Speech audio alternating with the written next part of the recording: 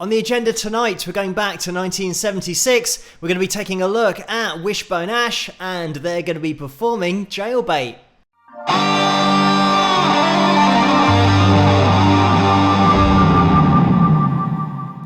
Hello, Phil here from Wings of Pegasus, and welcome to another analysis video. If you enjoyed this video, please give it a thumbs up and subscribe. So this video is almost 6.5 minutes in length. I've got the guitar out in readiness. I will be jumping into this performance as well to point out a few things. So if you want to watch it the whole way through without me interrupting it, there's going to be a link as always in the description below. But let's get the guys up on screen and see how they get on.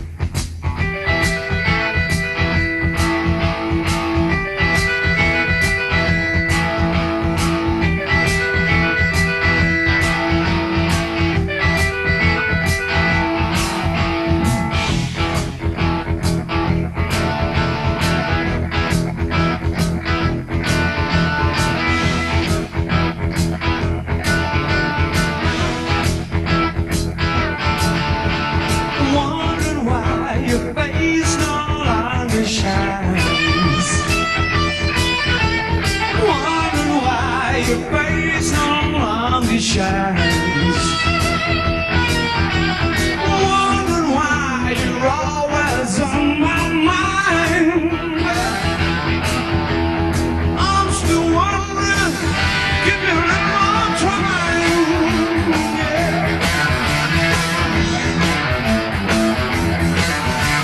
I need to know. I'm just going to jump in here. As you guys will know, having watched my channel for a while, if you have, this is the kind of music that's right up my street. Classic blues rock here, and we're in E minor. I love the fact that we have a little riff that breaks up the verses, and we're going to have some harmony guitar going on later as well. But the first thing that I want to point out is the groove and the feel that we've got going on here, because it is essential to get that energy in this song, and with the rhythm, the way that we start up this, and you want to be in your E minor pentatonic shape 1 for all of the fun stuff going on here. We are going to have a little flick, as happens in the blues, little flick over towards the major scale as well, but very briefly, just blending mostly. It's going to be minor bass, but with the occasional major notes thrown in there. So to demonstrate the groove that I mentioned and the feel of the rhythm here, if I'm counting along the bars, going 1, 2, 3, 4, 1, 2, 3, 4, 1, 2, 3, 4, 1, 2, 3, 4, and instead of putting the bounce in there, if I straighten that out at the same tempo and go 1, 2, 3, 4, 1, 2, 1, 2, 3, 4, 1, 2, 3, 4. You can hopefully hear the difference between those two, and I'll bounce between those two. So we've got 1, 2, 3, 4, 1, 2, 3, 4, 1, 2, 3, 4, 1, 2, 3, 4.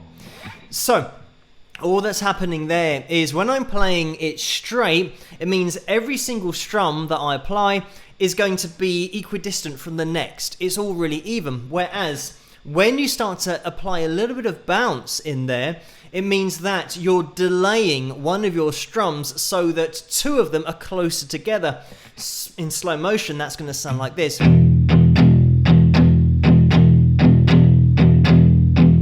Rather than, that's even, and now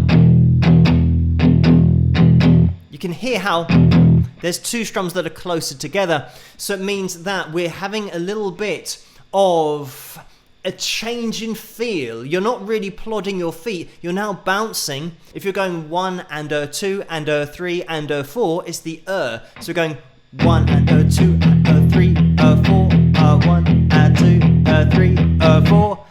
I don't want this to get too complicated, but especially playing it and trying to say it at the same time. But hopefully you start to get the idea that instead of just going 1 and 2 and 3 and 4 and 1 and 2 and 3 and 4, if you're going 1 and 2 and 3 and 4 and 1 and 2 and 3 and 4, if you're going on the between the and the number, then that's where this groove is sitting, and it does give it that extra bit of bounce. Just to throw your attention in the direction of Martin Turner here on lead vocal, and look out for the way that we have this classic blues setup of Martin supplying that lead vocal, but then getting the response from Andy Powell's lead guitar. And you'll see this in the blues all over the place. B.B. King, an example of someone who did it really well, having that lead vocal, then breaking away to playing on the guitar. Obviously, Martin's playing bass here, so that's why Andy's playing the lead guitar. And just to mention as well, we have Laurie Wisefield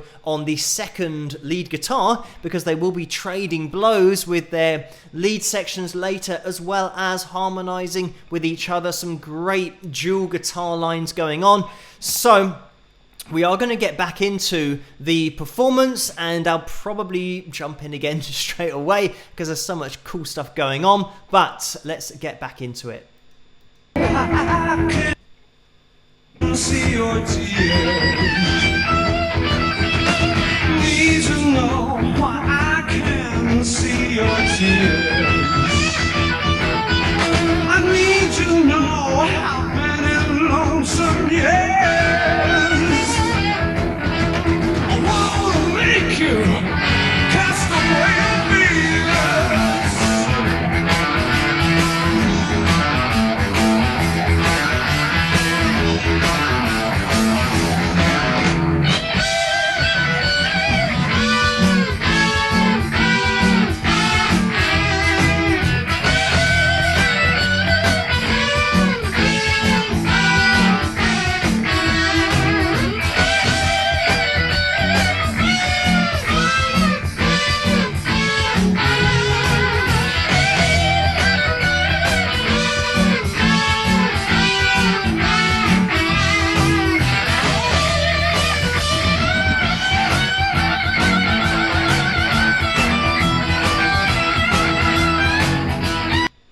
I'm just going to jump in here again. We are going to get back into Laurie's lead section in a minute, but I just want to point out the unison bends that we had in there, but also just the harmony lead guitar, because it is such a great sound. And the other thing to look out for, considering that when we go into those harmony guitars, Martin on bass has got to supply the rhythm. It almost sounds like we have got that classic blues rhythm in the background when we can hear the guitars, but it's an illusion, because with the guitars, I don't think they're actually playing that C sharp, of having this and jumping up to that C sharp. We've just got the straight fifth of going like that. Whereas with the lead, Martin is throwing in that C sharp when he's playing that lead. Kind of like that. And also the...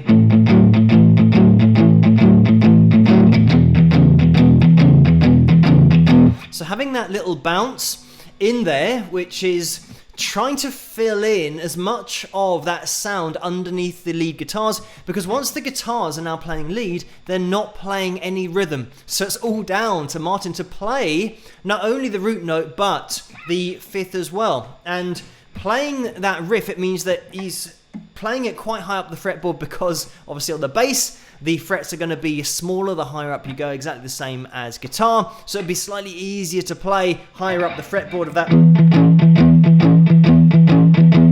rather than having to stretch down from 2nd fret to 4th fret. So, getting into that lead, we've got this.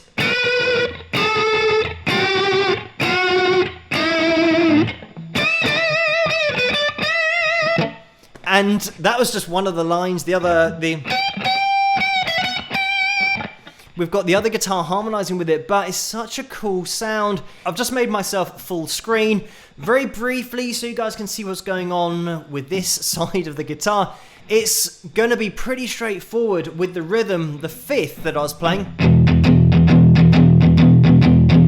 Like that. You can just bar over with your first finger as if you're just playing that E power chord, that E5, and you don't want to hit all of those strings, the E, the B, the G, or the D. You can just play that. And that classic blues of jumping up to the C sharp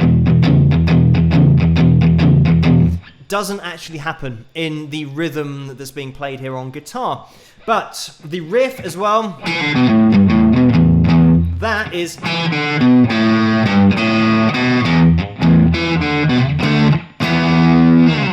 And you can, if you want to, rather than jump up to the D and the E on the 5th and the 7th fret, you could jump up to open D string, play your 5th with the first finger, the 2nd fret of the G string, and then get up to your E5 there on the D string and the G. But I like the sound of that little slide up. It's a little bit more dramatic, but that's just my own personal taste and just what I like. But that's how to play the riff down there, and pretty much that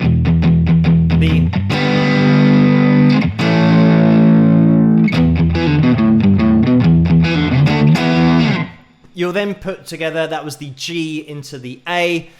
I think that's pretty much all you're going to need. You can feel your way through this pretty much the whole 6 minutes with all of that information, just with those chords. And with the lead, we've occasionally got the little bit of blues playing in that pentatonic shape 1 and E minor pentatonic shape 1 you want to be playing at the bottom there. And when I got up here, I think you might have been able to see that on the camera. Just those unison bends there. Also that you can do unison bends on that high E string, bending again. You're in your pentatonic shape 1 there, E minor pentatonic shape 1, but pretty much that pentatonic shape 1, if you move it down, as I've mentioned in lots of other videos, move it down 3 frets and you'll get the major version of it, which we sometimes hear. We've got that kind of thing. So it's just taking your standard shape down 3 frets, but we won't be getting into all of that. We'll get back into the video and I'll get it all back up on screen so that we can appreciate a little bit more of this lead work.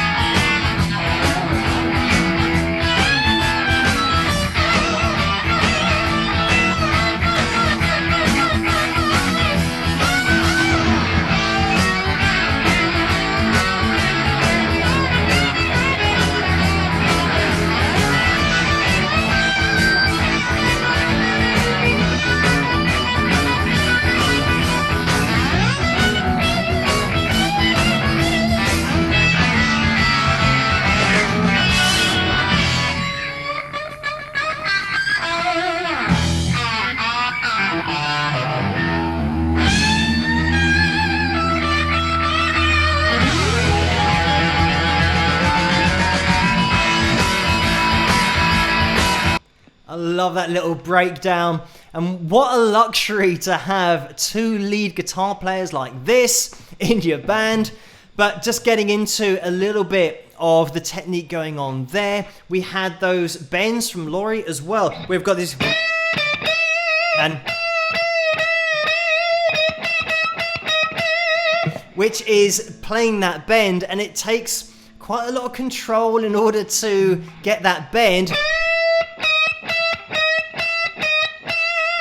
and pick out those pitches just by letting go of the tension of the bend, pushing it back up to the E, and this is gonna give a totally different sound to your playing. If you haven't done pre-bends before, it's a really cool thing to start throwing in there, so that rather than going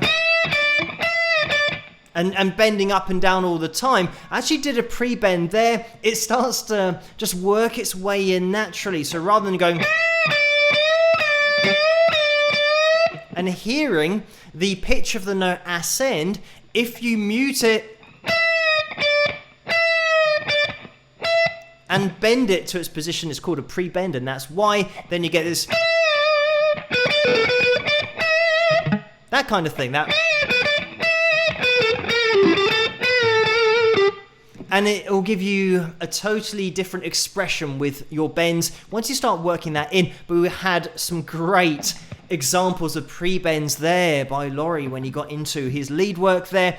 And we also have a little bit of this really subtle harmonics in there. If you've got a heavier tone, you'll be able to get those to ring out a little bit more. But even with Laurie's playing, when he's down, it's these tiny little harmonics that are so cool. So we've got this really subtle blend of the major shapes and the minor shapes, and the way that Andy at the end there just weaves them together and takes you on a journey with his lead work. We've got the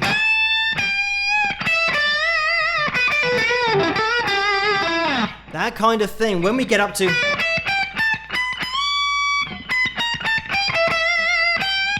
also that, where we've made our way up to what is essentially now the major scale when we're, but we're getting back into the minor by the end of that line. And it's the kind of thing that great players just throw those lines in there, but then take you back to their minor lines that get back into throwing blues and those slides. And with Andy, he'll go all the way down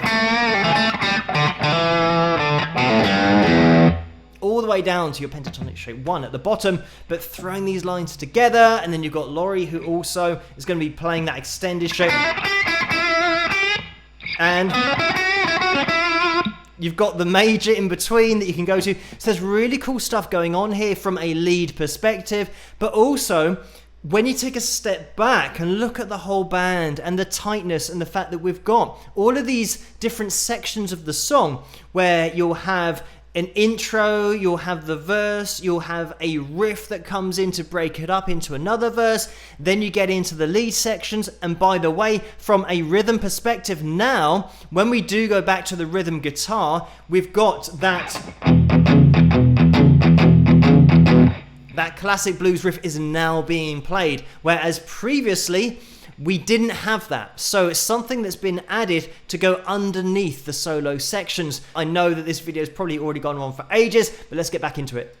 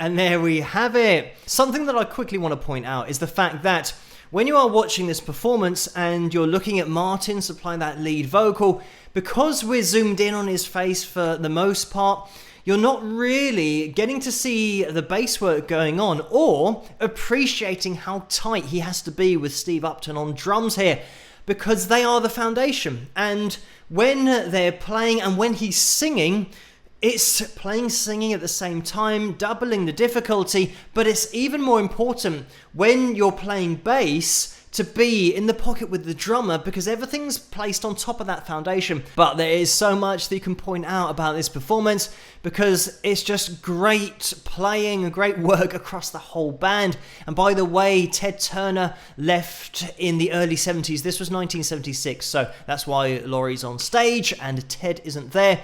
And I think that's pretty much it. There was a little trill and a whammy bar dive, a mini dive that we had from Andy earlier on, and just to show you what that is the hammer-ons and pull-offs with the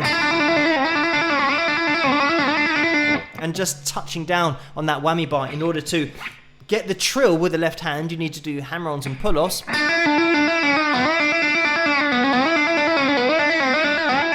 And then you can just push down on your whammy bar. You'll get that kind of sound. It's up to you how many times you want to push it down, whether you want to do it fast, which will get that sound, or do it more deliberately like that. It is up to you, but that's what Andy was doing earlier in his solo. It just popped into my head, but he did it a little bit more slowly, made it a little bit more dramatic. But in terms of just a song to play along to, just some classic blues rock, great guitar lines, this is up there with a live performance as well. It's the kind of thing that I love to see live, having these extended lead guitar sections, because being a guitarist myself is something that I really do appreciate top level playing, and that is exactly what this is. But thank you guys for suggesting this video for me to take a look at, and keep those suggestions coming in the comments below. Let me know what you guys think, and if you did enjoy this video, please give it a thumbs up and subscribe, and I'll see you guys at the next one. Rock!